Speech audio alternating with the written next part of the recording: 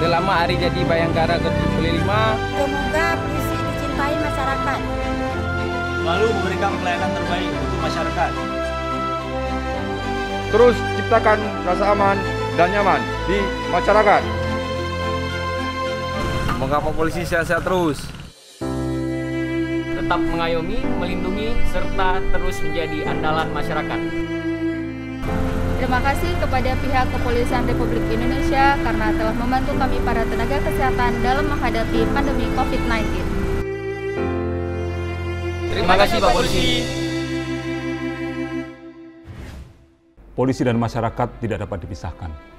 Polisi adalah bayang-bayang masyarakat. Police is a shadow of society.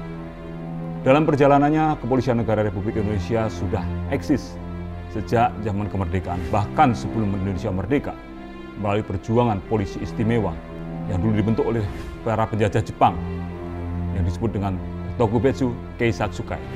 Perjuangan tidak selesai di situ dan terus berlanjut di era Orde Lama, Orde Baru, era Reformasi, dan saat ini di tengah pandemi COVID-19. Polisi terus berada di garda terdepan. Polisi adalah penjaga peradaban, pengawal demokrasi, dan juga pejuang-pejuang kemanusiaan.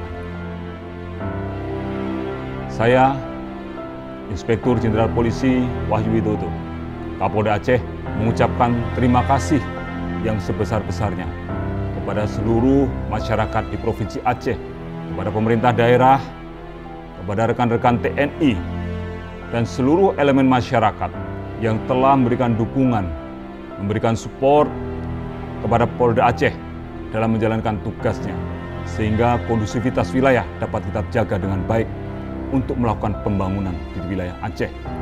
Dalam rangka mewujudkan Aceh yang makmur, Aceh yang maju, Aceh yang sejahtera. Selain itu, kami juga mohon maaf kepada seluruh masyarakat warga Aceh apabila kami belum dapat menjalankan tugas kami dengan sesuai yang diharapkan oleh masyarakat sekalian. Tentunya masih ada kekurangan di sana-sini, dan kami akan terus berubah, akan terus memperbaiki diri. Kami akan terus melaksanakan transformasi menuju Polri yang presisi. Selamat Hari Bayangkara ke-75. Transformasi Polri yang presisi mendukung percepatan penanganan COVID-19 untuk masyarakat yang sehat dan pemulihan ekonomi nasional menuju Indonesia maju. Salam presisi.